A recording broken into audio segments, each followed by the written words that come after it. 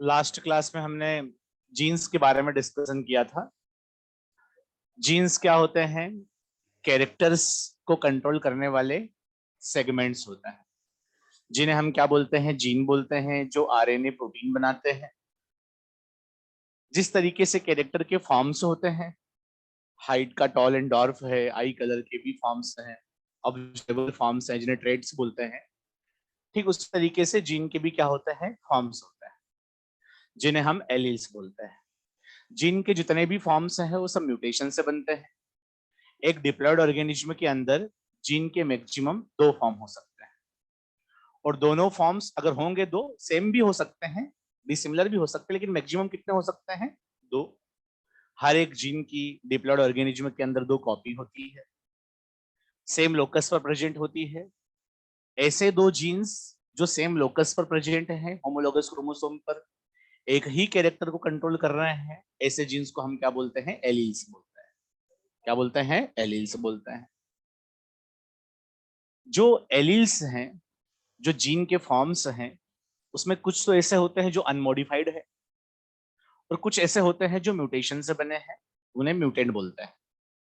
जो अनमॉडिफाइड होते हैं वो जनरली कैसे होते हैं? डोमिनेंट नेचर के होते हैं, फंक्शनल होते हैं। जो म्यूटेशन से बनते हैं वो कैसे होते हैं? वो जनरली रेसेसिव नेचर के होते हैं। हालांकि ये डिपेंड करता है कि वो रेसेसिव नेचर के होंगे या कैसे होंगे, ये डिपेंड करता है म्यूटेशन पर। अगर म्यूटेशन हुआ उसके बावजूद भी वो काम कर रहे हैं, या कुछ दूसरा प्रोटीन नया बनाने लग गए, तो फिर उन्हें हम रेसेसिव नहीं बोलेंगे, उन्हें हम डोमिनेंट ही बोलेंगे। लेकिन मोस्टली ऐसा होता है कि जब म्यूटेशन होता है तो काम करना बंद कर देते हैं, या तो एंजाइम बनाते तो हैं, नॉन फंक्शनल बनाते हैं, या फिर एंजाइम बना ही ना, ऐसा भी हो सकता है। तो केस 2 और केस 3 जैसा काम होगा तो हम बोलेंगे नॉन फंक्शनल रेसेसिव, और मोस्टली ऐसा ही होता है। लेकिन हमेशा ऐसा हो ऐसा कोई जरूरी नहीं। फिर हमने देखा था कि डोमिनेंट एलील क्या होता है, रिसेसिव एलील क्या होता है, फिनोटाइप्स क्या होते हैं, जीनोटाइप्स क्या होते हैं। फिर हमने देखा था सेग्रीगेशन क्या होता है। जो एलिलिक जीन्स होते हैं, जो सेम लोकस पर प्रेजेंट होते हैं, जो एक कैरेक्टर को कंट्रोल कर रहे होते हैं, उन्हें सेपरेट अगर करोगे आप, सेपरेशन ऑफ होमोलोगस क्रोमोसोम अगर करोगे, तो एलिलिक जीन भी क्या हो जाएंगे? सेपरेट हो जाएंगे। 2 एलील कहां चले जाएंगे? अलग अलग गैमेट में चले जाएंगे। तो एट एनाफेज 1 हम क्या करते हैं? होमोलोगस क्रोमोसोम्स को क्या करते हैं? सेपरेट करते हैं। तो एलिलिक जीन्स का भी क्या हो जाता है? सेपरेशन हो जाता है। इसे हम क्या बोलते हैं? सेग्रीगेशन बोलते हैं। क्या बोलते हैं? सेग्रीगेशन। अब अगर 2 नॉन एलिलिक जीन, एक ए जीन है, उसके 2 एलील है, कैपिटल ए स्मॉल ए। एक बी जीन है, उसके 2 एलील है, कैपिटल बी स्मॉल ए। ए जीन का सेग्रीगेशन, सेपरेशन बी जीन के सेग्रीगेशन और सेपरेशन से बिल्कुल कैसा रहेगा? इंडिपेंडेंट रहेगा। क्योंकि दोनों जीन कहां प्रेजेंट है? अलग अलग होमोलोगस क्रोमोसोम पे, मतलब अलग अलग क्रोमोसोम, मतलब नॉन होमोलोगस क्रोमोसोम पे प्रेजेंट है। ऐसा नहीं है कि कैपिटल ए, जो ए जीन है उसका कैपिटल ए एलील जहां जाएगा, बी जीन का भी कैपिटल बी एलील वहीं उसी गैमेट पे जाएगा, ऐसा नहीं है। ए जीन का जो एलील के बीच में सेपरेशन है, बी जीन का जो एलील के बीच में सेपरेशन है, वो एक दूसरे से बिल्कुल क्या है? इंडिपेंडेंट। मतलब कैपिटल ए के साथ कैपिटल बी भी जा सकता है गैमेट में, कैपिटल ए के साथ स्मॉल बी भी जा सकता है, स्मॉल ए के साथ कैपिटल बी भी जा सकता है गैमेट में, स्मॉल ए के साथ स्मॉल बी भी जा सकता है। इसे क्या बोलते हैं? कि 2 नॉन एलिलिक जीन जो है, जो अलग अलग क्रोमोसोमल पेयर पर प्रेजेंट है, उनका एक दूसरे का सेग्रीगेशन, एक दूसरे का सेपरेशन एक दूसरे पे डिपेंड नहीं करता, इंडिपेंडेंट है। इसलिए वो इनहेरिट भी कैसे होते हैं? इंडिपेंडेंट होता है। एक को दूसरे से कोई लेना देना नहीं है। इस इनहेरिटेंस को हम क्या बोलते हैं? इंडिपेंडेंट असोर्टमेंट बोलते हैं। लेकिन अगर 2 ऐसे नॉन एलिलिक जीन है, जैसे ए और डी जीन, जो सेम क्रोमोसोमल पेयर पे प्रेजेंट है, तो फिर ए जीन का जो सेग्रीगेशन होगा और डी जीन का जो सेग्रीगेशन होगा वो एक दूसरे पे डिपेंड करेगा। जहां कैपिटल ए जाएगा वहां अगर पेरेंट में कैपिटल डी है उस क्रोमोसोम पे तो कैपिटल डी भी जाएगा, जहां स्मॉल ए जाएगा वहां कहां जाएगा, स्मॉल डी भी जाएगा, क्योंकि दोनों नॉन एलिक जीन कहां प्रेजेंट है, सेम क्रोमोसोमल पेयर पे प्रेजेंट है। इस केस में ए जीन का सेग्रीगेशन डी जीन के सेग्रीगेशन पे पूरी तरीके से क्या कर रहा है, डिपेंड हो रहा है, इंडिपेंडेंट नहीं। ऐसा डिपेंडेंसी है सेग्रीगेशन में, मतलब ए जहां जाएगा, जहां कैपिटल ए जाएगा वहां कैपिटल डी जाएगा, जहां स्मॉल ए जाएगा वहां स्मॉल डी जाएगा, क्योंकि both are present on same chromosomal pair. That's why इसे हम क्या बोलेंगे, नॉन इंडिपेंडेंट इनहेरिटेंस। क्या बोलेंगे, नॉन इंडिपेंडेंट इनहेरिटेंस, मतलब डिपेंडेंट इनहेरिटेंस। इसे क्या बोलते हैं, लिंकेज बोलते हैं। क्या बोलते हैं, लिंकेज बोलते हैं। तो ये बातें हमें समझ में आई थी। फिर हमने पढ़ा था कि गैमीट कैसे बनते हैं। अगर किसी इंडिविजुअल का जीनोटाइप आपको दे दिया जाए तो आप उसके गैमीट आसानी से बना लोगे। फॉर्मूला है 2 की पावर ए। एन होता है number of heterozygous condition, number of heterozygous pairs. अगर एक इंडिविजुअल के बहुत सारे जीन्स के बारे में आपको बता दिया जाए कि ए जीन के ऐसे 2 एलील है, इसके पास बी जीन के इस टाइप के एलील है, सी जीन के इस टाइप के एलील है, डी जीन के इस टाइप के एलील है, तो आप 2 टू दी पावर एन का फॉर्मूला लगा के number of types of gamete भी निकाल सकते हो। आप अगर सारे गैमेट को देखना चाहो तो फोरकलाइन मेथड से देख भी सकते हो। आप अगर जीनोटाइप दिया हुआ है, आपसे अगर किसी एक गैमेट की प्रोबेबिलिटी पूछ ले तो वो भी मैंने तरीका बता दिया है आप कि डायरेक्ट कैसे अपन प्रोबेबिलिटी को निकाल सकते हैं। कहां तक किया था हमने, 2 क्वेश्चंस हुए थे ना। अब हम देखेंगे नेक्स्ट क्वेश्चन। अभी तक तो दोनों क्वेश्चन में क्या था कि जीनोटाइप सीधा सीधा दे दिया गया, मतलब जीनोटाइप लिखा हुआ था, आपने देखा और बना लिया। अब हम उसी जीनोटाइप को थोड़ा लैंग्वेज के फॉर्म में लिखते हैं। जीनोटाइप ही दिया रहेगा लेकिन लैंग्वेज के फॉर्म में दिया रहेगा, उसे समझते हैं। Question number 3,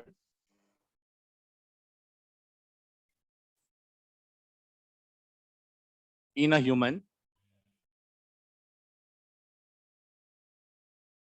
both male and female, both male and female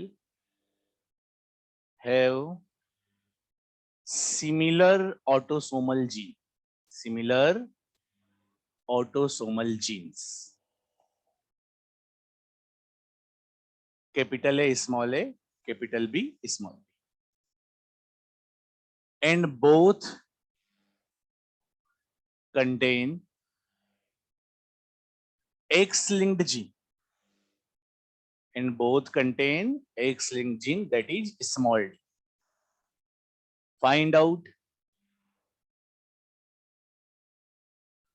probability of gametes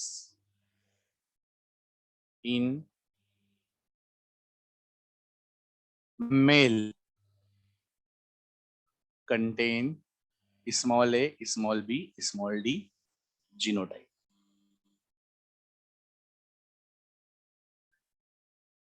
Female contain capital A, capital B, small d genotype.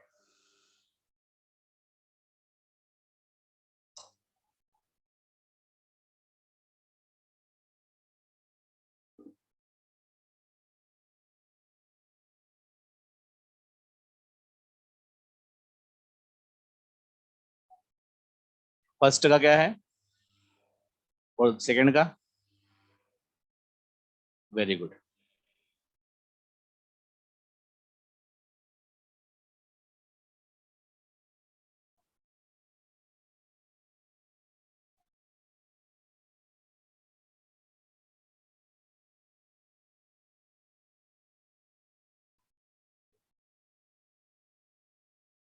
ये इंडिविजुअल है, ठीक है।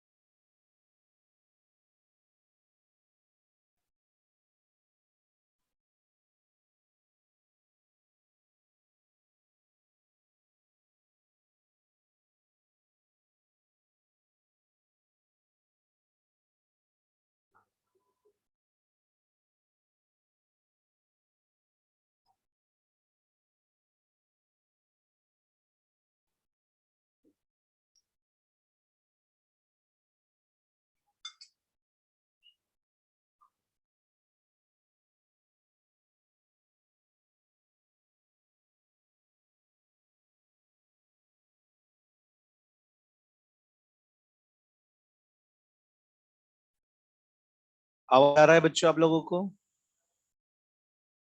जो ऑनलाइन पढ़ रहे हैं उन्हें आवाज आ रहा है?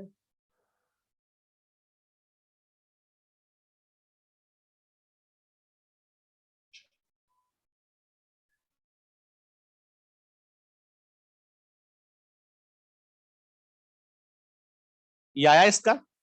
कितना आया इसका? इसका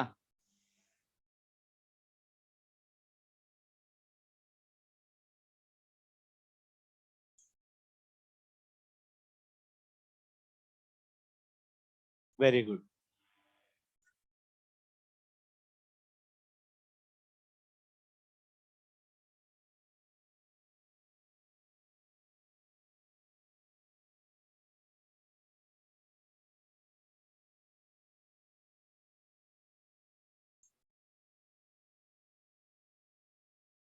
इसका इसका सोच के बता, इसका क्या आएगा? कितना बताया तूने? नहीं, ठीक बता। एटलीस्ट वन डोमिनेंट एलील पूछा। At least one dominant. चलो देखते हैं, इधर देखो। हाँ, इसको देखते हैं। देखो इसमें क्या है, इसमें वही बात है जो हमने सीखी। बस इसमें क्या है, पहले आपको जीनोटाइप बनाना हो। मतलब यहाँ पर एक्स पे भी एक नया जीन दिया हुआ है। तो देखो क्या करना है आपको। In a human both male and female have similar autosomal genes, ये है दोनों के पास। तो हमने ये मेल बना लिया और ये फीमेल।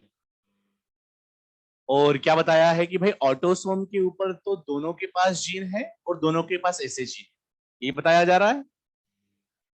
और फिर ये लिखा है कि both contain x linked gene, मतलब दोनों के पास एक्स के ऊपर एक जीन है, जिसे एक्स लिंक्ड जीन कहेंगे। जीन का नाम क्या है? Small D.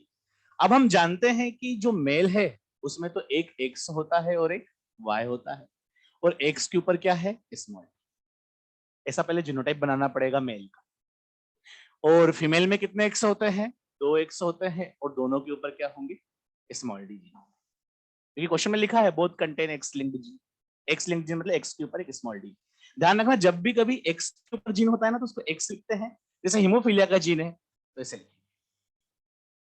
सिंपल ऐसा नहीं लिख सकते एक्स के ऊपर जीन। अगर सिंपल ऐसा लिखा हुआ है तो ये ऑटोसोम पे जीन है। कहाँ होते हैं? ऑटोसोम।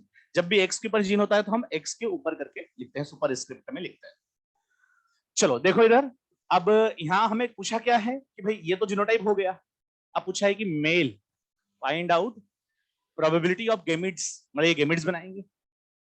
तो मेल जो गेमिट बनाएगा उसमें ऐसा गेमिट कितने होंगे जिसमें स्मॉल ए रहेगा, स्मॉल बी रहेगा, स्मॉल डी रहेगा, ये पूछा है। तो हमें पता है कि स्मॉल ए स्मॉल बी स्मॉल डी लाना है। तो कल हमने देखा था, कैपिटल ए स्मॉल ए में से स्मॉल ए 1/2, कैपिटल बी स्मॉल बी में से स्मॉल बी 1/2। अब यहाँ पर देखो गेमिट में एक्स जाएगा और दूसरा क्या जा सकता है? वाई जा सकता है। इस पेयर में से अगर एक्स जाएगा तो स्मॉल डी आएगा। तो स्मॉल डी आने की प्रोबेबिलिटी 1/2। कितना हो गया? 1/8। यहाँ पर क्या पूछा हुआ है? Capital A capital B small. तो यहाँ पर क्या आएगा? अब आ जाएगा आपको 1/2, 1/2।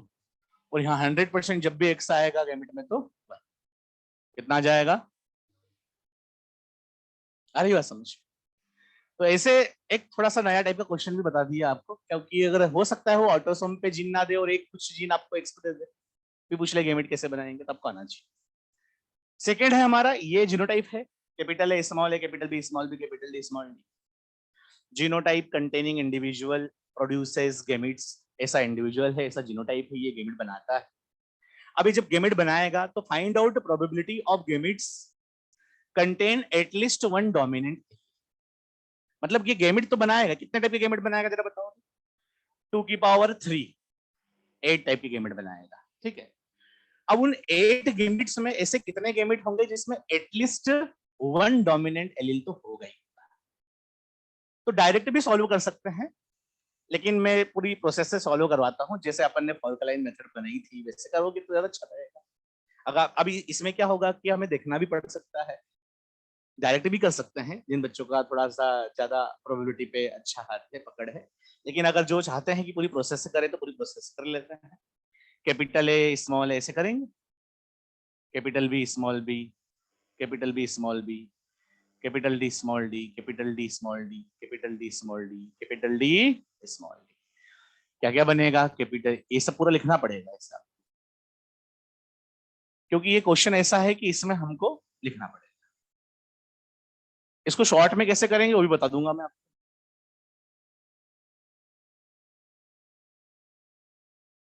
देखो ये सारे गैमेट को देखो, इसमें डोमिनेंट एलील है, इसमें भी दो डोमिनेंट एलील है, इसमें भी दो डोमिनेंट एलील है, इसमें भी एक डोमिनेंट एलील है, इसमें दो डोमिनेंट एलील है, इसमें एक डोमिनेंट एलील है, इसमें एक dominant allele. At least one dominant allele कितने में? 7 में, 7 में है, तो क्या आ जाएगा? 7 में। ऐसा भी पूछ सकते हैं कि find out probability of gametes contain none of the dominant allele. तो none of the dominant allele तो 1/8, एक में ही डोमिनेंट, एक ऐसा है जिसमें एक भी डोमिनेंट एलील नहीं। अरे बस समझ। या सीधे सीधे अगर आपको अच्छे से आइडिया है तो आप ऐसा भी कर सकते हो कि भाई ये जब गैमेट बनाएगा तो एक ही गैमेट ऐसा होगा कॉम्बिनेशंस में कि जिसमें क्या आएगा? स्मॉल ए स्मॉल बी स्मॉल डी। बाकी सारों में तो क्या आएगा? एक ने एक डोमिनेंट एलील तो आएगा ही आएगा। थोड़ा सोच के भी कर सकते हैं, क्योंकि अगर हम अलग अलग कॉम्बिनेशन बनाए, कैपिटल ए के साथ कैपिटल बी के साथ कैपिटल डी लेंगे, कैपिटल ए के साथ कैपिटल बी स्मॉल डी, ऐसे कॉम्बिनेशन भी तो बनाना है। फॉर लाइन में बना के रही तो कर रहा है, तो एक ही कॉम्बिनेशन ऐसा बैठेगा जिसमें सारे एलील क्या रहेंगे? रेसेसिव रहेंगे। बाकी में तो कम से कम एक एक डोमिनेंट एलील तो रहता ही रहता है। जैसे डायरेक्ट भी कर सकते हैं। आ रही बात समझ? चलो करिए, लिख लीजिए।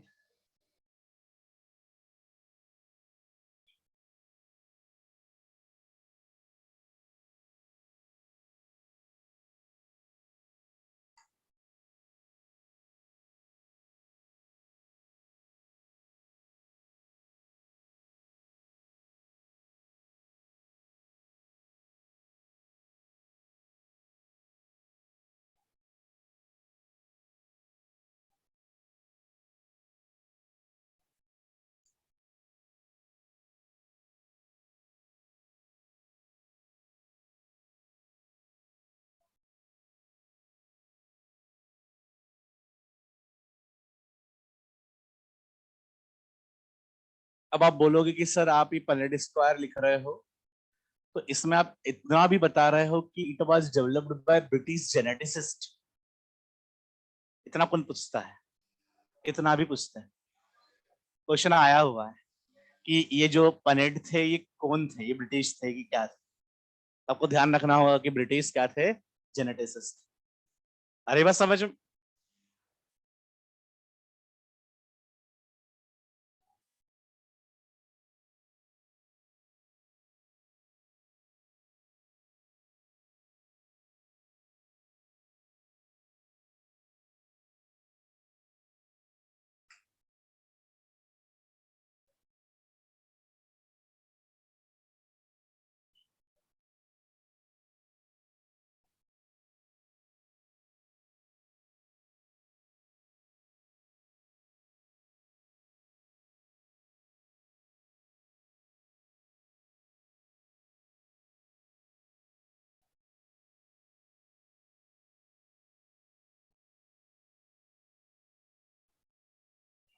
ये लिख लिया इधर का, खुद भी लिख सकते हो, ये तो बना सकते हो, पेपर बनाया, सॉल्यूशन तो लिख सकते हो।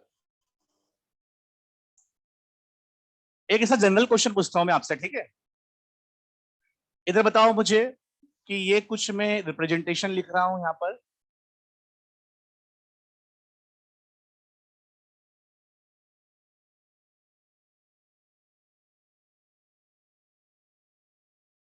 आप मुझे बताओ करेक्ट रिप्रेजेंटेशन गैमेट का कौन सा है? कौन सा है? फोर्थ है। फोर्थ है क्या? फोर्थ क्यों है? क्योंकि गैमेट में कभी भी होमोलोगस क्रोमोसोम की पेयर नहीं हो सकती। अगर होमोलोगस क्रोमोसोम की पेयर जहां होगी वहीं तो सेम लेटर आएगा ना भाई। एलील, ये कैपिटल है स्मॉल है, आपस में क्या है? एलील। और ये एलील दो कब प्रेजेंट होंगे? जब पेयर हो।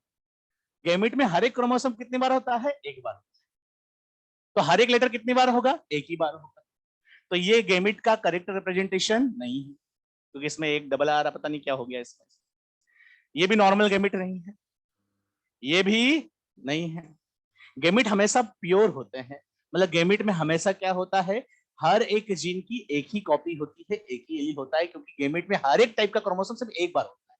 जैसे हमारे गेमेट में 23 क्रोमोसोम है, तो हर एक क्रोमोसोम एक एक बार है, तो फिर हर एक जीन की कॉपी भी तो एक एक ही होगी।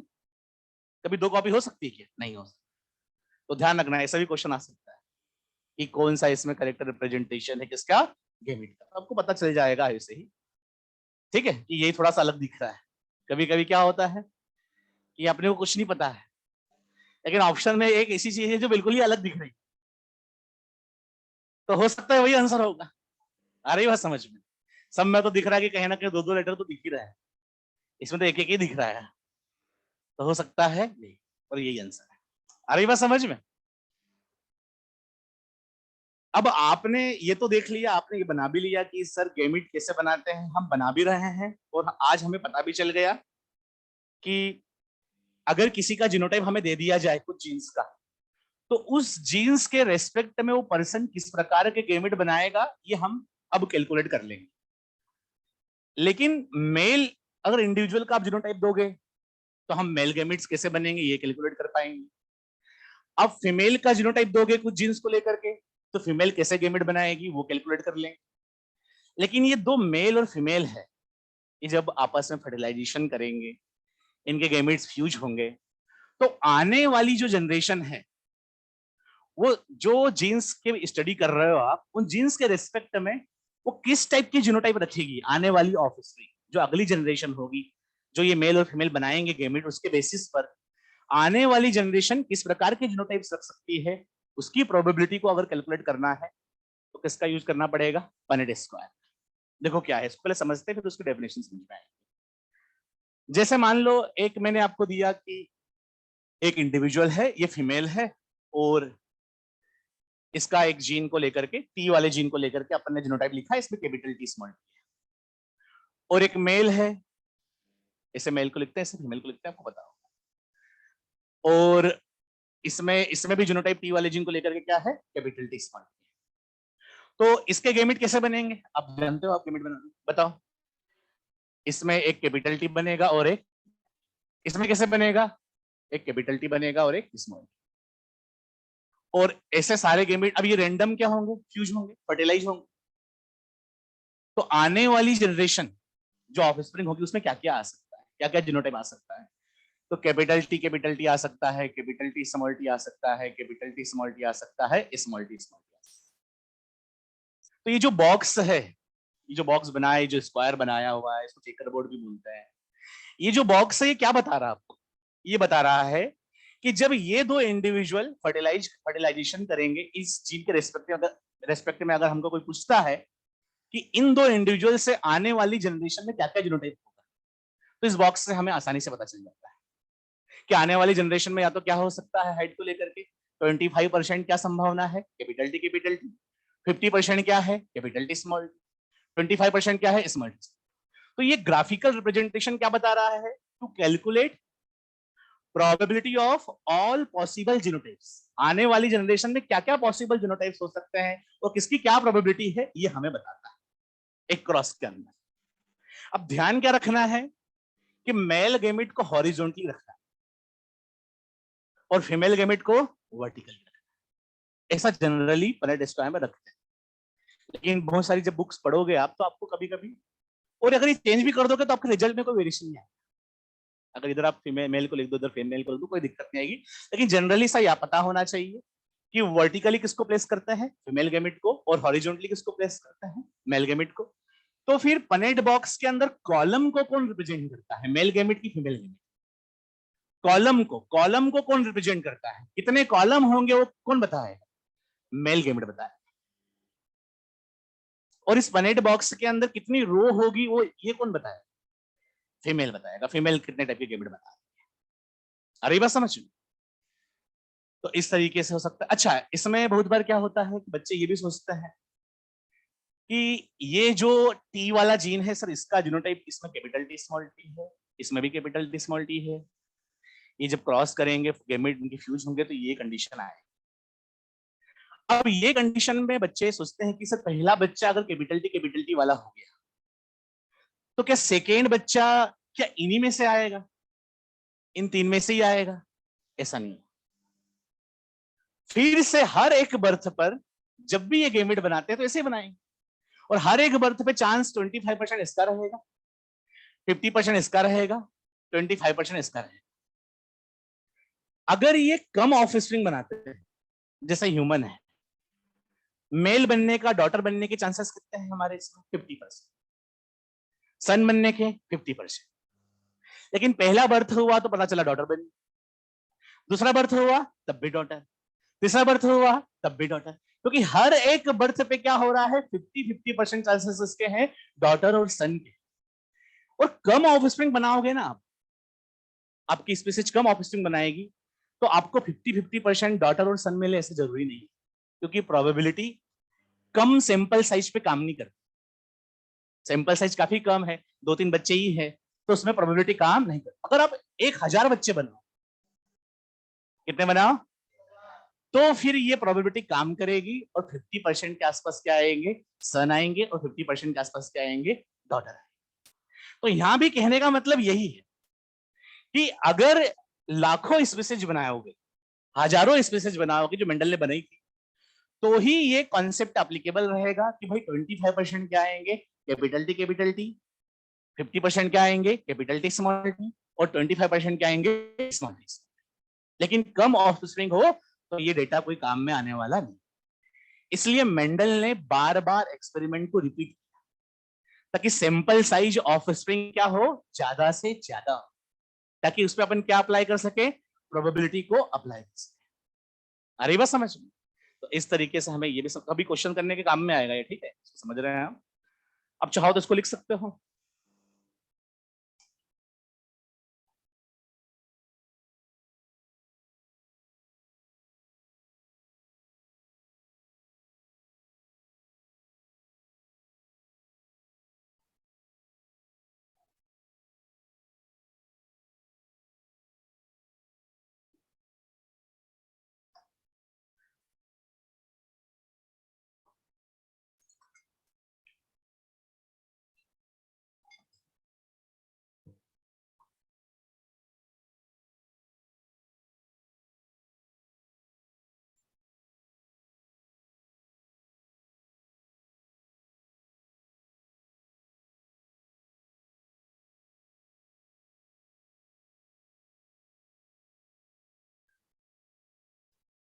अब हम रटने वाला टॉपिक पढ़ेंगे, याद करने वाला। बस यही एक थोड़ा सा पोर्शन ऐसा है जहां यहाँ पर याद करने का, हालांकि समझने का है, फिर भी आपको थोड़ा याद तो करना ही पड़ेगा। मेंडलिज्म के बारे में पढ़ेंगे, मेंडल के बारे में पढ़ेंगे। अच्छा, मेंडलिज्म को या मेंडल को इतना इंपॉर्टेंस क्यों दिया गया?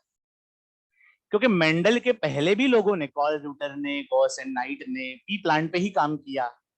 उन्होंने भी कैरेक्टर कैसे इनहेरिट होते हैं उसको देखा, लेकिन वो सफल नहीं हुआ। उन्होंने, उनका एक्सपेरिमेंट करने का तरीका कुछ अलग था। मेंडल काफी सिस्टमेटिक थे, काफी लंबे समय तक काम करने का पेशेंस था उनके पास, इस वजह से, और काफी हर एक चीज को रिकॉर्ड करके लिखते थे, नोट करते थे, हर एक एक्सपेरिमेंट को बार बार रिपीट करते थे, ताकि डेटा जो आया उस पर हमारी क्रेडिबिलिटी, हमारा विश्वास बढ़े। ये सब चीजें करते थे, इस वजह से इनको सबसे पहली बार सक्सेस मिला। इसलिए हमने मेंडल के हिसाब से तीन तीन एरा बना रखे। मेंडल के पहले जिन्होंने भी इनहेरिटेंस को समझाया, जो बिल्कुल गलत थ्योरी थी जितनी भी थी, उन्हें प्री मेंडलिज्म बोलते हैं। मेंडल ने जो बताया उसे मेंडलिज्म बोलते हैं। लेकिन मेंडल के बाद में कुछ लोगों ने फिर जेनेटिक्स में कुछ क्रोमोसोम के बारे में डिस्कवरी हुई, मियोसिस माइटोसिस के बारे में जानने लगे, तो फिर मेंडल के ही जो कुछ रूल्स हैं, कुछ प्रिंसिपल्स हैं, उनमें चेंज किया गया, उनके एक्सेप्शंस देखे गए, तो उसको अपन किसमें पढ़ते हैं, पोस्ट मेंडलिज्म। लेकिन मेंडल काफी इंपॉर्टेंट है, इनका जीवन के बारे में पता होना चाहिए, तो कुछ पॉइंट आपको याद करना है।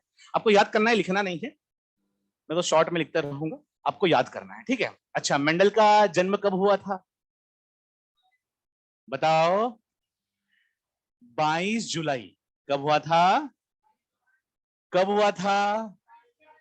1822। कौन से विलेज में हुआ था?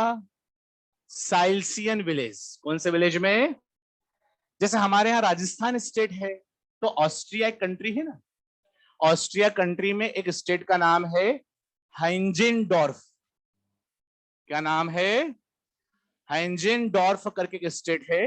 कहां पर है? ऑस्ट्रिया के अंदर। तो ऑस्ट्रिया में हाइंजेनडॉर्फ स्टेट में साइल्सियन विलेज में कब जन्म हुआ?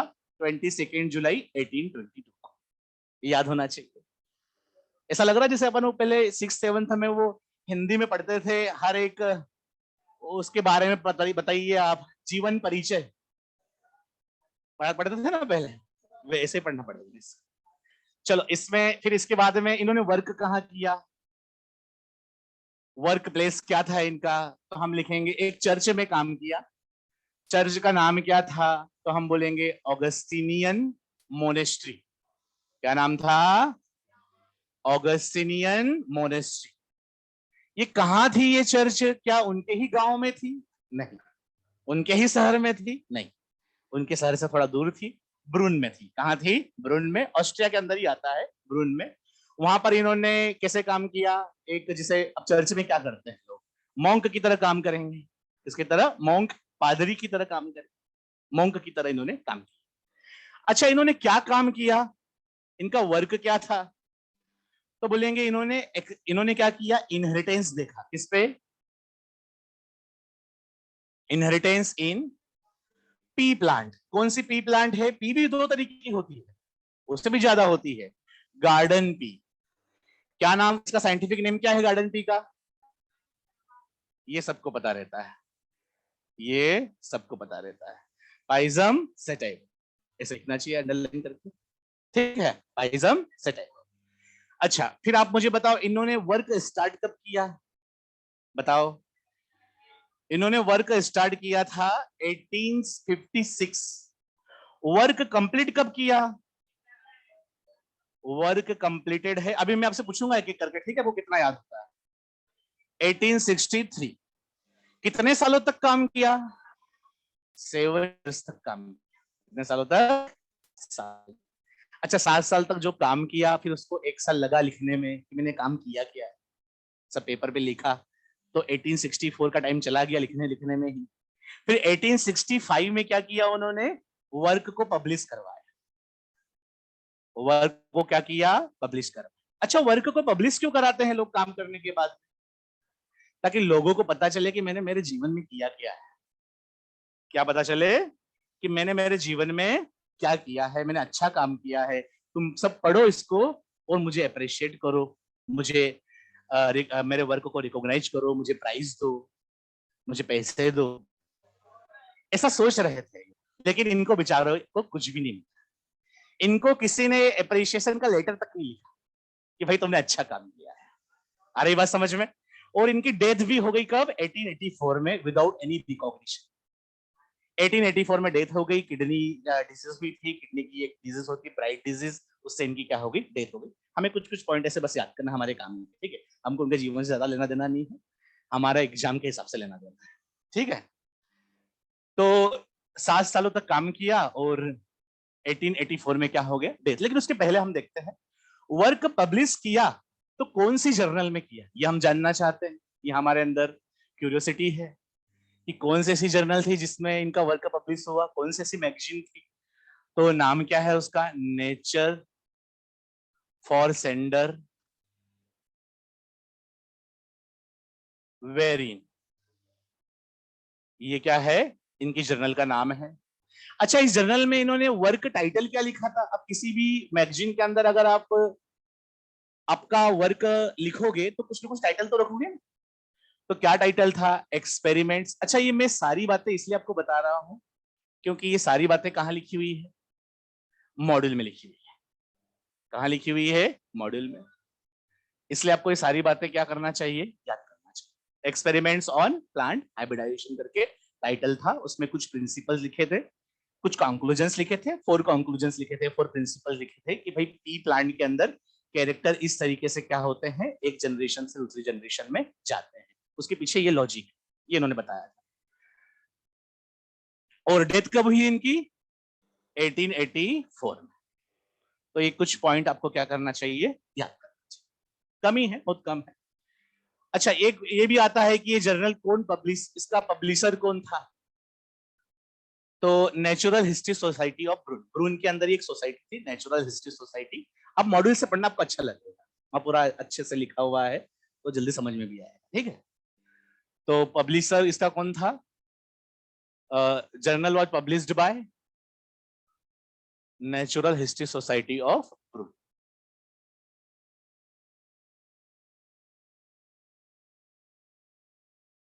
अब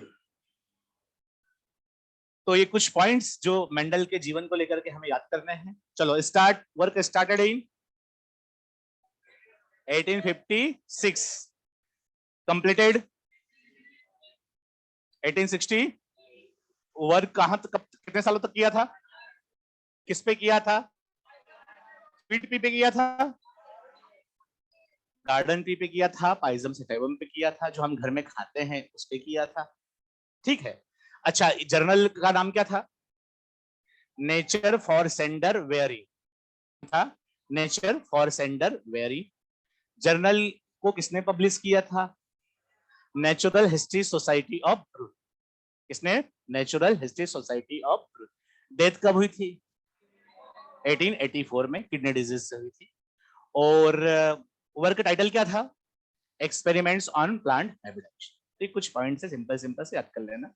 कब क्या जन्म हुआ था, क्या हुआ था, पूछ सकते हैं, क्योंकि जब वो ये पूछ सकते हैं कि पनेट स्क्वायर में वो ब्रिटिश है कि क्या है, पनेट ब्रिटिश है या क्या है, स्वीडिश है, ब्रिटिश है, क्या है, सब पूछ सकते हैं। तो फिर वो ये तो पूछ सकते हैं, है ना।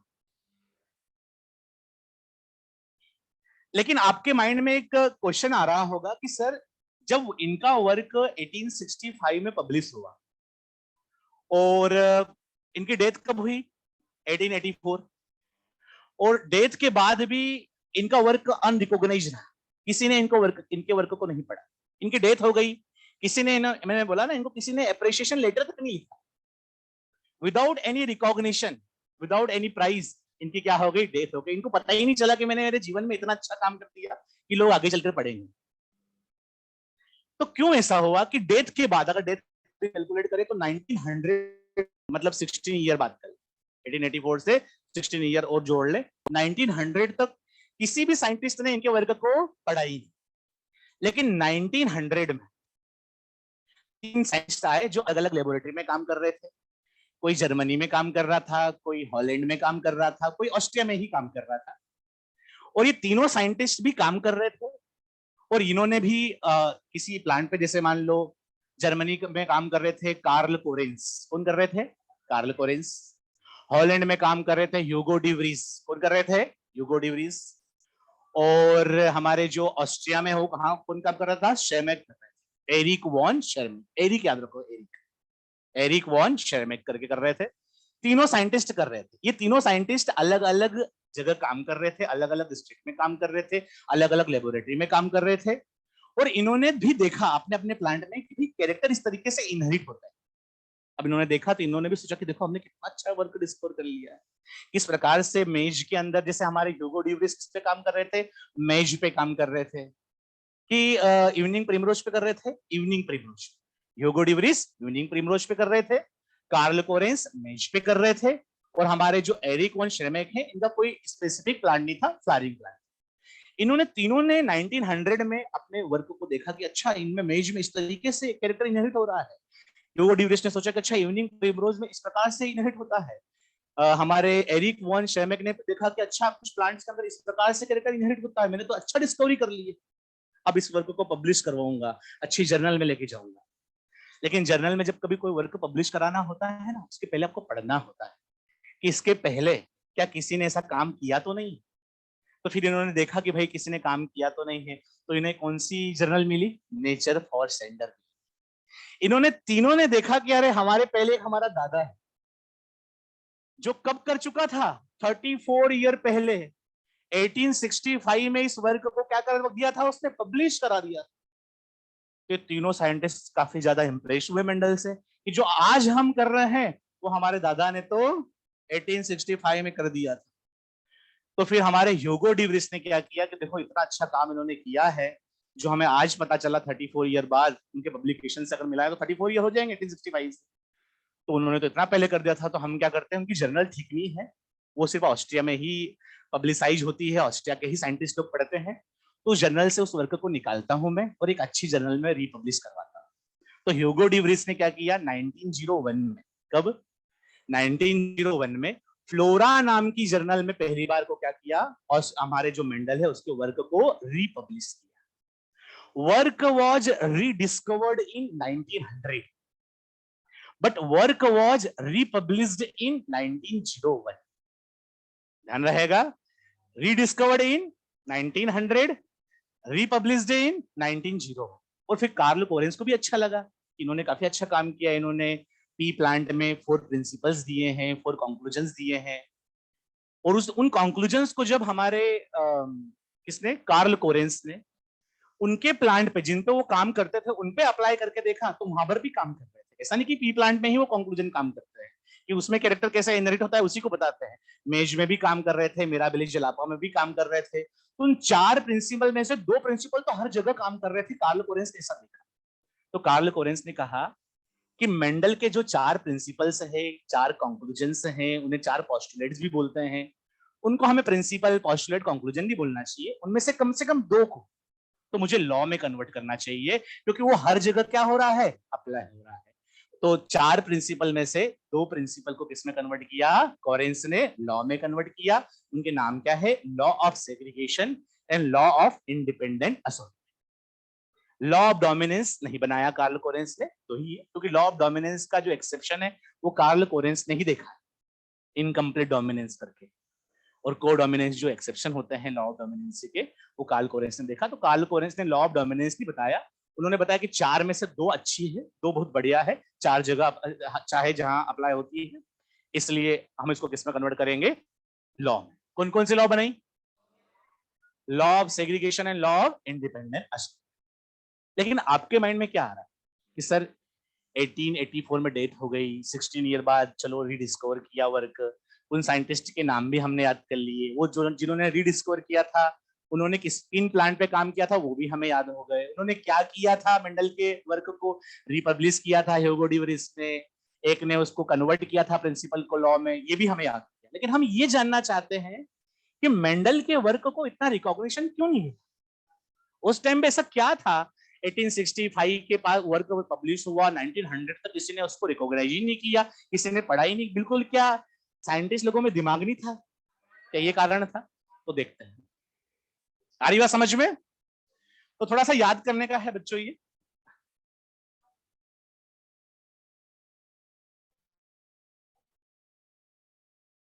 चलो, कहां काम किया था मेंडल ने, नहीं कौन सा वर्क प्लेस क्या था, ऑगस्टिनियन मोनेस्ट्री। कहां पर है ऑगस्टिनियन मोनेस्ट्री, ब्रुन। कौन से कंट्री में आती है, ऑस्ट्रिया में ही आती है। चलो अब हम देखेंगे रीजंस फॉर, बताओ कौन से रीजंस हम पढ़ेंगे, for unrecognition of Mendel's work. Reasons for unrecognition of Mendel's work.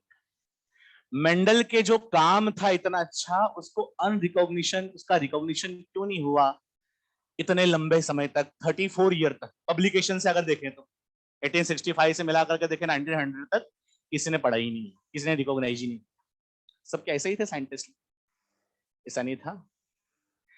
पहली बात तो जिस जर्नल में वो वर्क पब्लिश किया था मेंडल ने, वो जर्नल क्या थी, वो फेसबुक तो नहीं थी कि किया, टिकटॉक तो नहीं था, उन्होंने एक थोड़ा सा डांस किया पूरे दुनिया में चला जाता है, इतना अच्छा कम्युनिकेशन नहीं था। आजकल कितना अच्छा कम्युनिकेशन है, कुछ भी मत करो वीडियो बना लो, फेसबुक, इंस्टाग्राम, ट्विटर, और क्या क्या होता है, बहुत सारे होते हैं।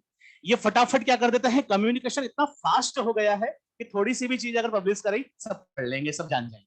लेकिन उस टाइम पे कम्युनिकेशन क्या था, काफी पुअर था, लैक ऑफ कम्युनिकेशन था। तो हम लिखेंगे, शॉर्ट में लिखते हैं, पुअर कम्युनिकेशन ऑफ,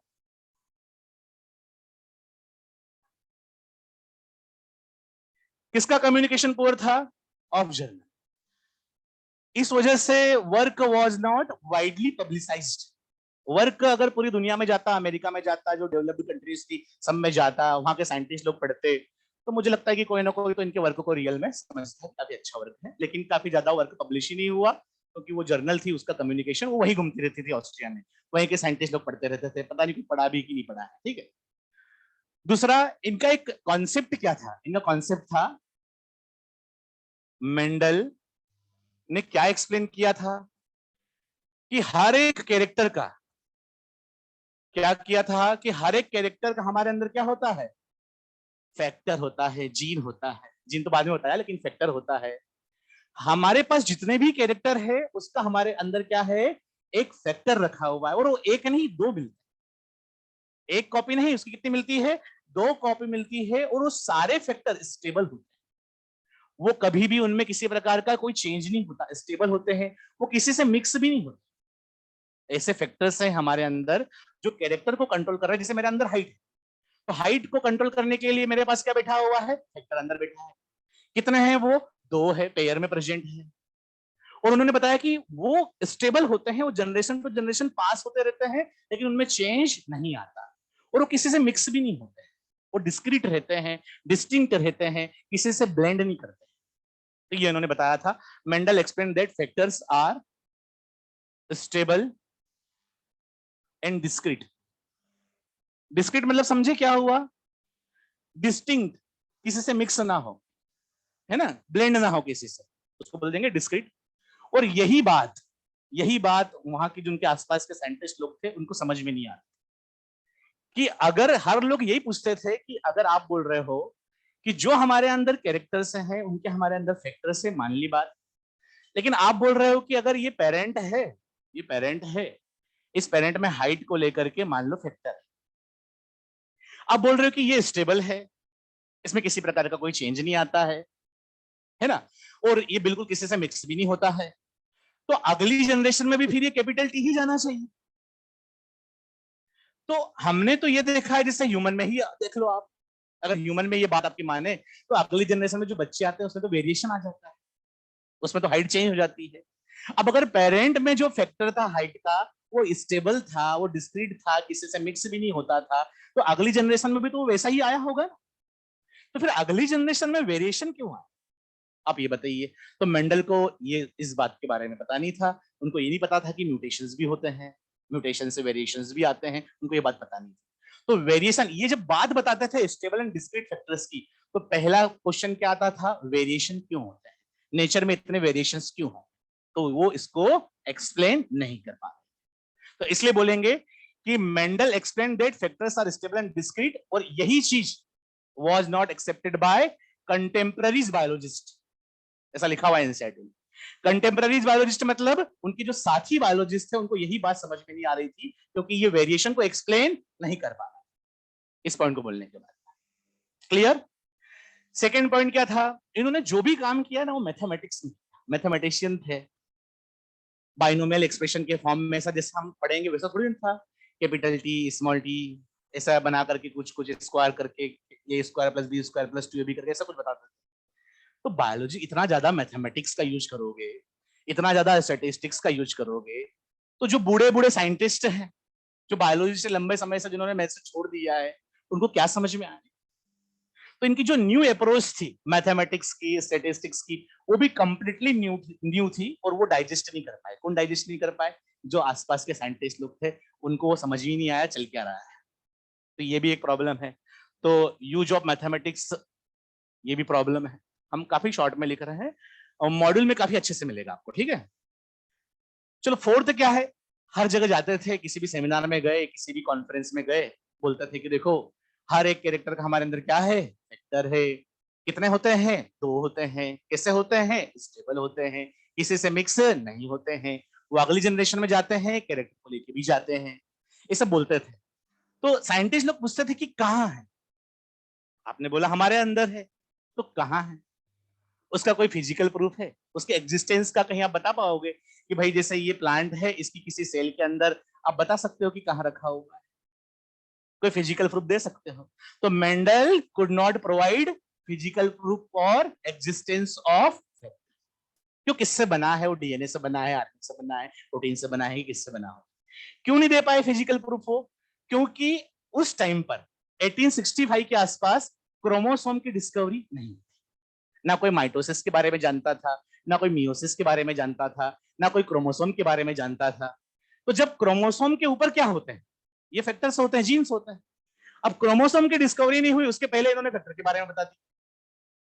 तो ये कैसे समझा पाएंगे कि भाई क्रोमोसोम भी होते हैं? पहले तो क्रोमोसोम के बारे में पता होना चाहिए। अच्छा, अगर पहले क्रोमोसोम की डिस्कवरी हो जाती तो ये बोल सकते थे कि शायद से कहाँ होते हैं, क्रोमोसोम के ऊपर होते हैं। लेकिन क्रोमोसोम की डिस्कवरी क्या हुई? बाद में। जो चीज बाद में डिस्कवर होना चाहिए थी वो इन्होंने पहले कर ली। Work was ahead of time. Work was ahead of time. जो चीज बाद में डिस्कवर होनी चाहिए थी, इनके बारे में, जीन्स फैक्टर्स के बारे में, कैरेक्टर जीन के द्वारा कंट्रोल किए जाते हैं, ये बात बाद में होनी चाहिए थी, पहले डिस्कवर होना चाहिए था। क्रोमोसोम क्या होता है, माइटोसिस क्या होता है, मियोसिस क्या होता है, कैसे गैमेट बनते हैं, कैसी अगली जनरेशन बनती है, वो पहले डिस्कवर होना चाहिए था, उसके बाद डिस्कवर होना चाहिए। तो ऐसा भी कहीं कहीं लिखा आता है। एक तो ये कुड नॉट प्रोवाइड, क्या लिखेंगे, फिजिकल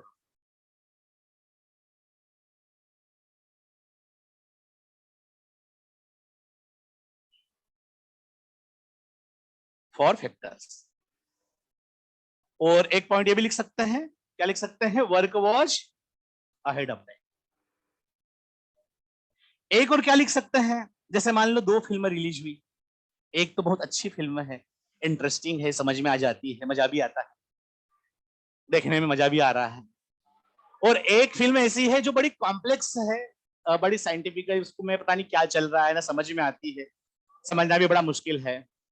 तो आप कौन सी फिल्म को देखने जाओ, आप कौन सी फिल्म को पढ़ोगे, कौन सी फिल्म को देखोगे, आप उसी को पढ़ोगे। हाँ, जैसे पुष्पा, एक बार में समझ में आ जाती है, आती है। देखिए पुष्पा मूवी, देखिए, देखना नहीं है, बहुत उसमें गालियां हैं।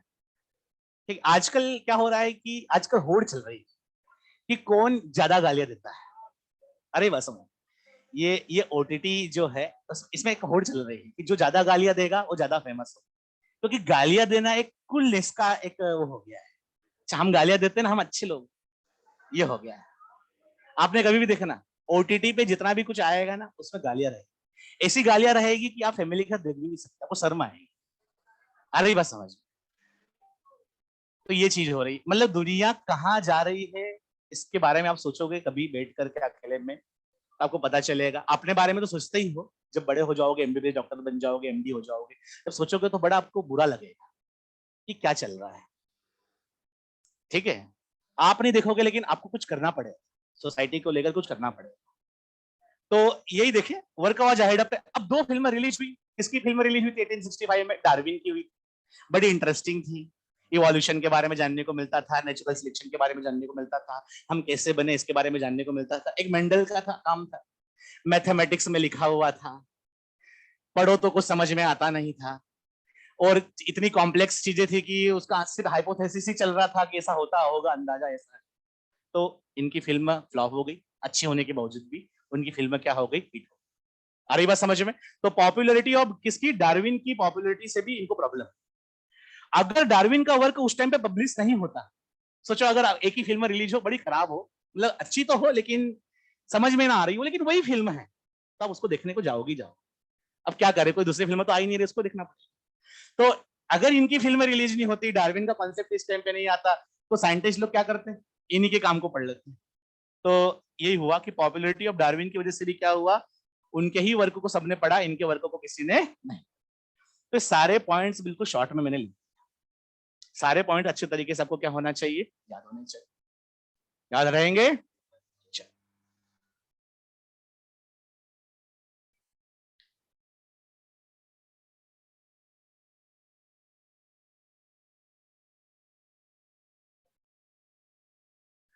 अब आप कहोगे कि सर क्या इसको ऐसा बोलना चाहिए, reasons for failure of Mendel, क्या इसको ऐसा बोलना चाहिए? इसको ऐसा नहीं बोलना चाहिए। क्या मेंडल फेल हुए थे? इसको, इसका सही नाम क्या है, reasons for unrecognition of Mendel's. तो वो बात नहीं होना चाहिए। चलो अब हम क्या लिखेंगे, कौन से रीजंस को पढ़ेंगे जरा बताओ, reasons for success of Mendel. Success पाने के लिए क्या करना चाहिए, ये हमें मेंडल से सीखने को भी मिलेगा।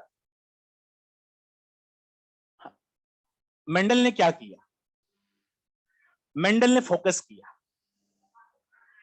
किस पे फोकस किया, जैसे आप भी फोकस करते हैं, इस गली में गए तो फोकस कर दिया किससे, फिर वहां से गए तो दूसरे में गए, दूसरे में, ऐसे करने से कुछ नहीं होगा। एक चीज पर, एक टारगेट पर क्या करना है, जीवन में फोकस करना, तो वो हमें मिलेगा।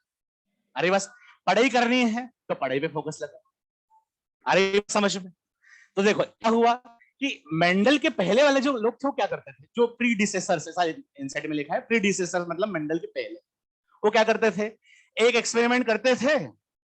जैसे प्लांट लिया, इसे में हाइट को देख लिया, हाइट कितनी है, इसे में पोड का शेप क्या है, फ्रूट का जो शेप हो कैसा है, सीड का कलर कैसा है, ये सब नोट कर लिए। फिर इससे अगली जनरेशन बने, उसमें ये सबके सब कैरेक्टर कैसे ट्रांसफर हो रहे हैं, फिर अगली जनरेशन से उसमें सबके कैसे ट्रांसफर हो रहे हैं।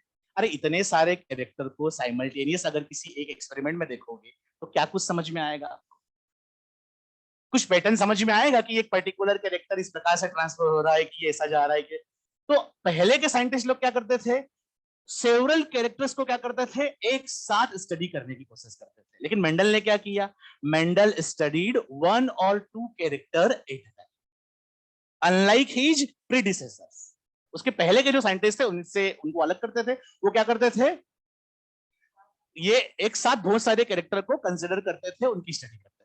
तो एक एक्सपेरिमेंट में एक कैरेक्टर को देखेंगे या दो को देखेंगे मैक्सिमम, एक एक्सपेरिमेंट करेंगे तो हाइट कैसे जा रही है को ही देखेंगे, तो एक पैटर्न समझ में आएगा कि हाइट जाके से रही। तो इस तरीके से तो हमें क्या लिखना चाहिए, फर्स्ट पॉइंट बताओ जरा। हाँ, वन और two character at a time.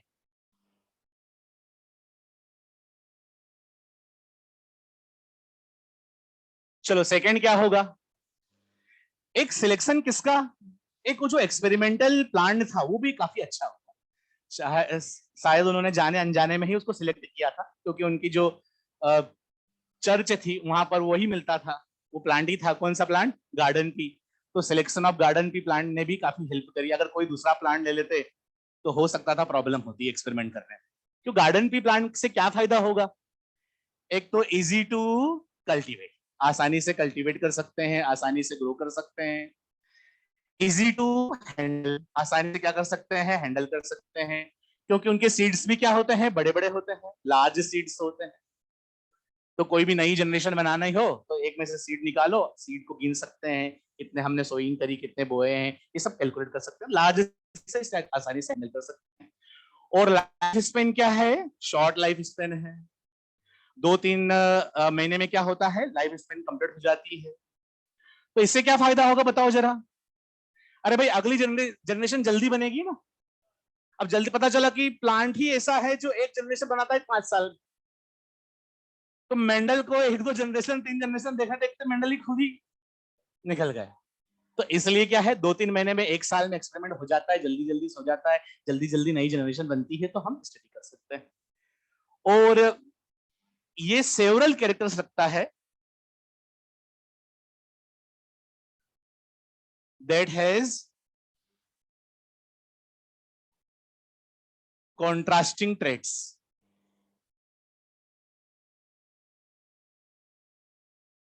मतलब पी प्लांट के अंदर इससे बहुत सारे कैरेक्टर है जो कॉन्ट्रास्टिंग ट्रेट्स रखते हैं। मतलब जैसे हाइट कैरेक्टर है, तो हाइट को लेकर के बिल्कुल क्लियर है कि एक प्लांट टॉल होगा और एक प्लांट क्या होगा, डॉर्फ होगा। और जो टॉल होगा ना वो 5 से 6 फीट का होता है। कितने फीट का होता है, 5 से 6। और जो डॉर्फ होता है वो कितने फीट का होता है, 2 से 3 फीट का होता है। तो कैरेक्टर की जो ट्रेड्स है, जिस फॉर्म में कैरेक्टर दिखता है, उन ट्रेड्स में क्लियर कट क्या है, कंट्रास्टिंग है। हम ऑब्जर्व कर सकते हैं कौन सा टॉल है, कौन सा डॉर्फ है। अगर ऐसा होता कि एक तो 5-6 फीट का टॉल होता, फिर बीच में एक मीडियम साइज का था, जैसे एक 5 फीट का होता, एक फिर होता 4.9 इंच का, फिर एक होता 4.8 इंच का, जैसे हमारे अंदर होता है। तो हम कभी बोल पाते कि ये टॉल है कि ये डॉफ है। जैसे सीड का कलर होता है, एक येलो होता है, एक ग्रीन होता है। मान लो एक लाइट येलो होता है उस स्पीसीज में, एक डार्क येलो होता है, एक लाइट ग्रीन होता है। तो समझ ही नहीं आता कि कौन सी चीज आगे आ रही है कि नहीं आ रही है। तो हमारे जो पी प्लांट है उसमें क्लियर कट क्या है, बहुत सारे ऐसे कैरेक्टर है जिनमें क्या है, कंट्रास्टिंग ट्रेड्स हैं। आसानी से बोल सकते हैं कि हमने टॉल प्लांट लिया था, एक डॉर्क प्लांट लिया था, अगली जनरेशन टॉल बनी। कंफ्यूजन नहीं आएगा कि टॉल बोले कि क्या बोले, अगली जनरेशन में कितने टॉल बने, कितने डॉर्क बने, ये क्लियर कट ऑब्जर्व कर सकते हैं, देख सकते हैं। ठीक है, तो ये भी एक अच्छी बात हुई। और क्या हुआ बताओ जरा, सोचो, आपको आपने पढ़ा हुआ है 12th में। हाँ, इसमें ये बाइसेक्सुअल फ्लावर रखता है। और जब भी कोई बाइसेक्सुअल फ्लावर रखेगा तो हमारे पास दो स्कोप है अगली जनरेशन बनाने की। एक तो बाइसेक्सुअल फ्लावर में आप कुछ मत करो, अपने आप क्या हो जाएगा, सेल्फ पॉलिनेशन हो जाएगा, अपने आप फ्लावर आएंगे, अपने आप फ्रूट में कन्वर्ट हो जाएंगे।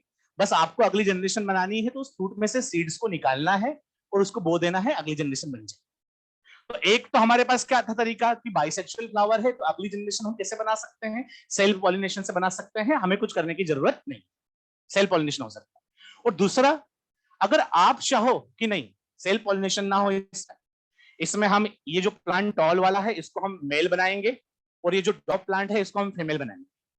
तो आप क्या कर सकते हो, इमेस्कुलेशन सुना, एंथर को रिमूव करके एक पूरी प्रोसेस होती है, आर्टिफिशियली आप क्या करा सकते हो, दो प्लांट को सिलेक्ट करके उनमें क्रॉस पोलिनेशन करा सकते हो और उससे अगली जनरेशन भी बना सकते हो। तो क्रॉस पोलिनेशन भी परफॉर्म कर सकते हैं और कुछ ना करोगे आप तो अपने आप क्या हो जाएगा, सेल्फ पोलिनेशन तो ही जाएगा। तो अच्छा था काम कि बार बार, जैसे फर्स्ट जनरेशन तो इन्होंने कैसी बनाई, पहले पेरेंट सिलेक्ट किए, पहली जनरेशन हमेशा कैसे बनाते थे, ये क्रॉस पोलिनेशन से, पहले पेरेंट को लेके आते थे, उनके बीच में क्रॉस कराते थे, आर्टिफिशियली करते थे, फिर उसके बाद F1 बन गए, उसके बाद F2 कैसे बनती थी, सेल्फ पॉलिनेशन से, अपने आप होने देते थे। कैसे होगा हम देखेंगे बाद में। तो ये कुछ मतलब बाइसेक्सुअल फ्लावर है तो सेल्फ पॉलिनेशन भी हो सकता है और क्रॉस पॉलिनेशन भी हो सकता है। तो दोनों तरीके से हम अगली जनरेशन बना सकते हैं। तो दो हमने पॉइंट पढ़ ली हैं, first and second point for Mendel success.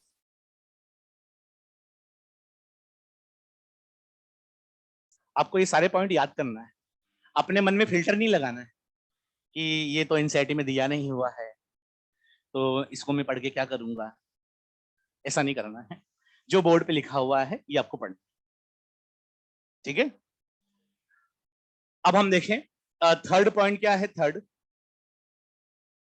Quantitative. ये काफी डिफिकल्ट पॉइंट है, बच्चों को समझ में नहीं आता, एनसीईआरटी में लिखा हुआ है, quantitative analysis of inheritance of qualitative character. Next class से आप है ना मॉड्यूल भी लेके आओगे ताकि हम उसमें से क्वेश्चंस कर सकें, ठीक है। देखो ये एक पॉइंट लिखा हुआ है NCERT, quantitative analysis of inheritance of qualitative character. Mendel ने ये किया, मेंडल ने जो भी कैरेक्टर लिया उन कैरेक्टर को हम क्या बोलते हैं, क्वालिटेटिव कैरेक्टर। अब बोलोगे सर क्वालिटेटिव कैरेक्टर क्या होता है, थोड़ा सा बताऊंगा, ज्यादा नहीं बताऊंगा, बाद में पढ़ेंगे हम।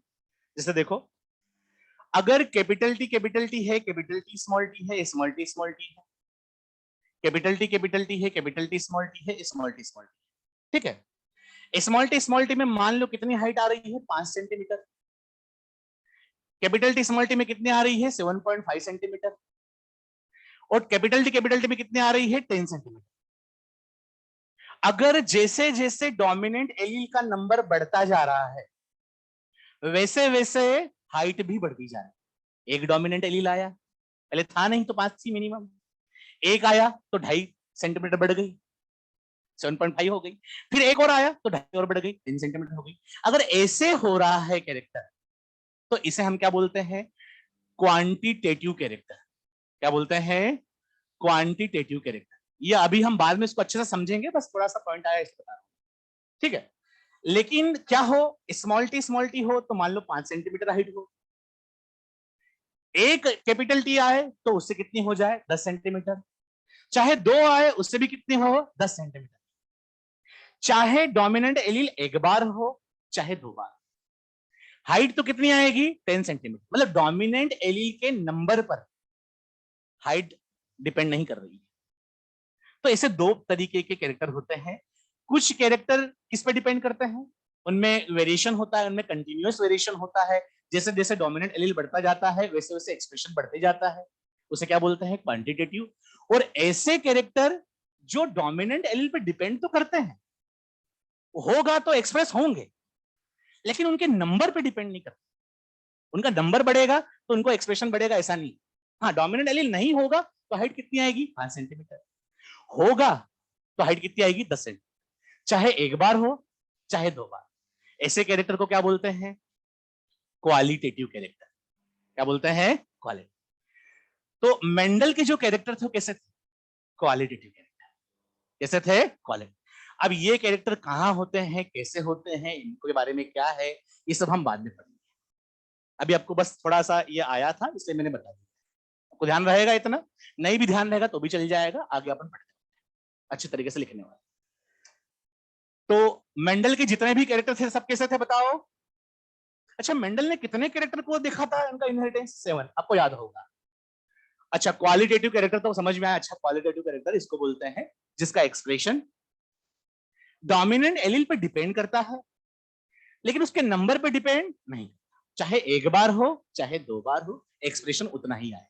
हाँ, डोमिनेंट एलील नहीं होगा तो फिर एक्सप्रेशन नहीं आएगा। ये बात माइंड में बैठ गई सबके? चलो, अब उन्होंने क्या किया, क्वालिटेटिव कैरेक्टर का क्या किया, क्वांटिटेटिव एनालिसिस किया। मतलब एक एक्सपेरिमेंट लिया, उसमें एक प्लांट लिया, हाइट ली, मान लो टॉल ली, पेरेंट लिए होंगे जो भी आप करेंगे एक्सपेरिमेंट। अगली जनरेशन बनाई F1 जनरेशन, उसमें देखा। अगली जनरेशन बनाई F2, उसमें देखा कि कैसे हाइट जा रही है, टॉल कितने आ रहे हैं, डॉर्फ कितने आ रहे हैं। ऐसे बहुत सारी ऑफस्प्रिंग बनाई, थाउजेंड ऑफस्प्रिंग बनाई हर एक जनरेशन में, वो देखा।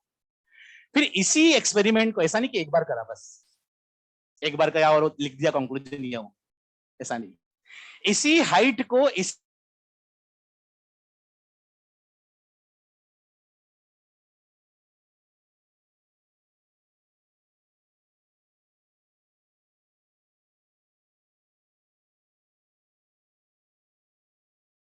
या सीट कलर वाला, ऐसे नहीं। हर एक कैरेक्टर को के इनहेरिटेंस को, उस एक्सपेरिमेंट को बार बार क्या किया, रिपीट किया। मतलब अगर हाइट क्या है, एक क्वालिटेटिव कैरेक्टर है। कैसा कैरेक्टर है? पी प्लांट में क्वालिटेटिव कैरेक्टर है। इसका कैसा एनालिसिस किया है, बार बार एक्सपेरिमेंट करके। कैसा एनालिसिस किया? क्वांटिटी में। कैसा किया? क्वांटिटी में, ज्यादा क्वांटिटी में इसके एक्सपेरिमेंट को किया, सेम एक्सपेरिमेंट को रिपीट किया, तो क्या बोलेंगे, quantitative analysis of inheritance of qualitative character.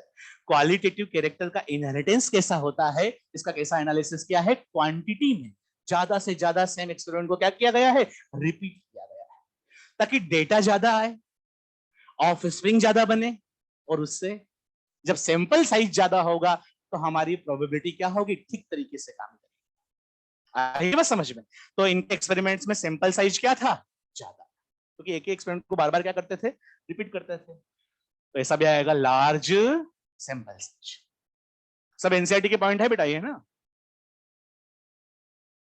एक नेक्स्ट क्या है, सबसे अच्छी इनकी बात जो मुझे लगी वो था इनका रिकॉर्ड रखना। कि जो भी काम करते थे काफी सिस्टमेटिक तरीके से करते थे। इनको डे 1 से ही पता था कि मुझे करना क्या है मेरी जिंदगी। इनको पता था एक बार, इन्हें पता था कि आज 1856 है, आज मैं जो एक्सपेरिमेंट करने जा रहा हूं उसको ही लिखते थे कि आज मैंने कितने सीड्स मेरे ग्राउंड में बोए हैं, कितने मैंने पेरेंट्स, कौन से पेरेंट मैंने लिए उसको लिखा, नोट किया। उनसे कितनी F1 जनरेशन में ऑफस्प्रिंग बनी है, कितनी बरसात के कारण मर गई है, कितनी क्लाइमेट के कारण परेशान हो गई है, कितनों को मैं पानी नहीं दे पाया, वो सब लिखा उन्होंने। 56 से ही स्टार्ट कर दिया, और 7 साल तक ऐसे क्या लिखते रहे। जो भी काम किया उसको ऐसा नहीं कि काम कर दिया, देख लिया, हो गया, समझ लिया, ऐसा नहीं। हर एक चीज को सिस्टमेटिक तरीके से क्या करते थे, लिखते थे। तो 1856, 57, 58, 59, इससे 7 साल में इतना ज्यादा डेटा हो गया कि उस डेटा का एनालिसिस किया फिर अच्छे तरीके से, और ये इतना अच्छा हमें 4 प्रिंसिपल्स उन्होंने बना दिए। तो क्या बात समझ में आई कि जीवन में अगर जो भी काम हम करना चाहें उसको बिल्कुल एक विजन बना करके एक सिस्टमेटिक अप्रोच के थ्रू अगर करेंगे तो वो संभव। मेंडल ने तो देखो क्या संभव कर दिया था, जो काम बाद में डिस्कवर होना चाहिए वो पहले कर दिया। ये कितनी बड़ी बात है, कितना जीनियस वर्क है। आ रही बात समझ में आपको? तो हमें तो सिर्फ नीट क्लियर करना है, हमें तो क्या करना है, सिर्फ नीट क्लियर करना है। इतना सा छोटा सा काम है, बस सिस्टमेटिक अप्रोच लगाएं, सिस्टमेटिक तरीके से करें, हमारा विजन क्लियर हो, हमें क्या आता है, हमें क्या नहीं आता है, हमें जो नहीं आता है तो क्यों नहीं आता है, वो उस चैप्टर में हमें क्या चीज नहीं आती, उसको लिखो, उसको समझो, अपने आप को जानो, अपने वीकनेस को पहचानो, और फिर उस पर काम करना चाहिए। आपने क्या किया आज तक उस वीकनेस को कम करने के लिए? आपने किया भी कुछ की बस ऐसे बोलते रहते हो मुझको ये नहीं आता? आ रही है बात समझ में? तो वो सब चीज, क्योंकि फैसिलिटीज तो है यहाँ में, सब बताने के लिए तैयार है, बस आप आओगे, आप पूछोगे, आप बात करोगे तो आपको सब कुछ मिलेगा। तो ये बात है। तो मेंडल इसलिए रिकॉर्ड रख पाए है, इसलिए उन्होंने इतना अच्छा, अगर रिकॉर्ड सोचो नहीं रखते तो 56 में पता नहीं क्या काम किया था। अरे हम तो 3 महीने पहले, अभी एक महीने पहले क्या पढ़ा था मैं वो याद नहीं रखता। अरे बात समझ में। तो ये 7 सालों तक जब कोई काम करेगा, कुछ लिखेगा नहीं, बस जाएगा, इंटरेस्ट है, मजा आ रहा है, गार्डन बना देना है पी प्लांट का, फिर कुछ खा भी लेना है, मन करे कुछ की सब्जी बना लेना है, ऐसा नहीं किया। अरे बात समझ में, ऐसा काम नहीं किया है। बड़ा पैशन से, एक विजन से काम किया था। लेकिन फिर भी उनके कॉन्फिडेंस में क्या थी, थोड़ा सा एटीट्यूड में थोड़ा सा क्या था, कॉन्फिडेंस की कमी थी। अब बोलोगे सर ऐसा कैसे हो सकता है, कोई बंदा 7 साल तक काम कर रहा है अपने जीवन का, इतना सिस्टमेटिक काम कर रहा है, और आप बोल रहे हो कि उसका जो कॉन्फिडेंस था उसमें क्या थी, कमी थी। क्योंकि मैं इसलिए ऐसा बोल रहा हूं क्योंकि अगर उसने इतना अच्छा काम किया था मेंडल ने, तो भाई लोगों को भले समझ में नहीं आ रहा था, लेकिन वो खुद भी तो जा सकता था, अमेरिका जा सकता था, डेवलप्ड कंट्रीज में जा सकता था, बड़े बड़े साइंटिस्ट लोगों से मिल सकता था, उनको बता सकता था। ऐसा तो है नहीं कि बस वही दिमाग वाला था उस दुनिया में, उस टाइम में कोई दिमाग वाला नहीं था। समझने वाले लोग थे तो ये समझाते नहीं आए। अगर मैं बोलूं तो मैं समझ में नहीं आ रहा, तुम्हारी गलती, ये गलती किसकी है, मेरी। मुझे समझाते ही नहीं आ रहा इसलिए तो मैं समझ नहीं। अरे बात समझ में। तो मेंडल जो है, मेंडल है, उसने जब इतना अच्छा काम किया था, तो इसका मतलब है कि उसको खुद को ही कुछ प्रॉब्लम थी। उसको खुद को ही पता था कि मेरे जो प्रिंसिपल्स थे वो कहीं कहीं पर अप्लीकेबल होते हैं, कहीं कहीं पर नहीं अप्लीकेबल। उसको ये बात पता थी। अभी जब मैं डायहाइब्रिड क्रॉस बताऊंगा तो मैं आपको बताऊंगा कि क्या बात को पता थी। और एक उनका एक दोस्त था जो दुश्मन के बराबर निकला, कार्ल नेगेली। कार्ल नेगेली जो साइंटिस्ट थे, उनसे उन्होंने पूछा कि यार, उनका दोस्त था, उनको उनको पूछा कि यार देखो मैंने इतना अच्छा काम किया है, नेगेली को बड़े साइंटिस्ट है, तो ये लोग मुझे अप्रिशिएट क्यों नहीं कर रहे हैं, क्यों पूछ नहीं रहा है, कहीं से कोई लेटर भी नहीं आ रहा है, ये वर्क कोई पढ़ रहा है कि नहीं पढ़ रहा है। तो नेगेली को पता था कि इसने तो किस पे काम किया है, पी पे काम किया है, और इसके जितने भी कंक्लूजन्स हैं वो कब अप्लाई होते हैं, जब ऑर्गेनिज्म अपनी अगली जनरेशन सेल्फ किससे बनाता है, सेक्सुअल प्रोडक्शन से बनाता है। किससे बनाता है, सेक्सुअल रिप्रोडक्शन से अपनी अगली जनरेशन बनाएगा, तो इसके कंक्लूजन्स क्या है, अप्लीकेबल। नेगेली को ये बात पता थी क्योंकि वो जीनियस थे, अच्छे साइंटिस्ट थे। तो उन्होंने पता है क्या राय दी उसने, उन्होंने बोला कि तुम एक काम करो, हॉकवीड पर, हायरेसियम होता है, हॉकवीड पर अपना ये कंक्लूजन अप्लाई करो। अब राजमा पर, राजमा होता है किडनी बीन्स, उस पर अपना ये कॉन्सेप्ट अप्लाई करके। उनको पता था कि ये दोनों प्लांट क्या करते हैं, अपनी अगली जनरेशन एसेक्सुअल रिप्रोडक्शन से बनाते हैं, पार्थिनोजेनेसिस से बनाते हैं, और वहां अगर बनाएंगे तो फिर इनके ये प्रिंसिपल्स क्या नहीं होंगे, अप्लाई नहीं होंगे, तो इस वजह से फेल हो जाएगा। तो जब उन्होंने करके देखा, राजमा में करके देखा, हाइरेसिन में करके देखा, अब उनको वो सोचने लगे कि यार ये जो मैंने कंक्लूजन लिखे, 7 साल तक काम किया, पी प्लांट में तो अप्लाई होता है, इसमें तो अप्लाई नहीं हो रहा है। कोई मेरे से पूछ लेगा सेमिनार करते तो मैं अमेरिका चला गया हूँ, बड़े बड़े साइंटिस्ट लोगों को मैंने सेमिनार दिया, किसी ने पूछ लिया कि चलो किसी दूसरे प्लांट में, पूछेगा ही पूछेंगे कि भाई दूसरे प्लांट में किया कि नहीं किया है, तो मैं क्या बोलूंगा। अरे बात समझ। और फिर उनका जो पी प्लांट के अंदर भी एक एक्सपेरिमेंट है डायहाइब्रिड प्रोसेस करके, उसमें भी उन्होंने कुछ झोल किया था, मैं आपको बताऊंगा कि क्या झोल किया था उसमें। अरे बात समझे। तो वहां से भी कॉन्फिडेंस में क्या आ रही है, थोड़ी कमी है, और कमी आएगी। अब जैसे मैं कोई टॉपिक पढ़ाने आपको आ गया और मुझे ही नहीं आता, तो डर तो लगेगा कि अरे पता नहीं ये बच्चा क्या पूछ लेगा। अरे बात समझो। तो इस तरीके से उनके कॉन्फिडेंस में क्या थी, कमी। तो ये कुछ सारे पॉइंट्स हमने एक एक करके काफी अच्छे तरीके से लिखे हैं शॉर्ट में, हमने उनको समझा है, और ये काफी काम में आएंगे क्योंकि नीट का ज्यादा लेवल नहीं है, ऊपर ऊपर का ही क्वेश्चंस पूछे जाते हैं, हो सकता है इनमें से कोई ना कोई क्वेश्चन आए। चलो अब हम क्या पढ़ेंगे, अब हम बच्चों कल पढ़ेंगे। हाँ, अब हम कल पढ़ेंगे, और कल मोनोहाइब्रिड क्रॉस कंप्लीट करेंगे, और परसों बहुत सारे क्वेश्चंस करेंगे मोनोहाइब्रिड क्रॉस। 3:10 पे कंप्लीट होता है ना, 5 मिनट पहले कंप्लीट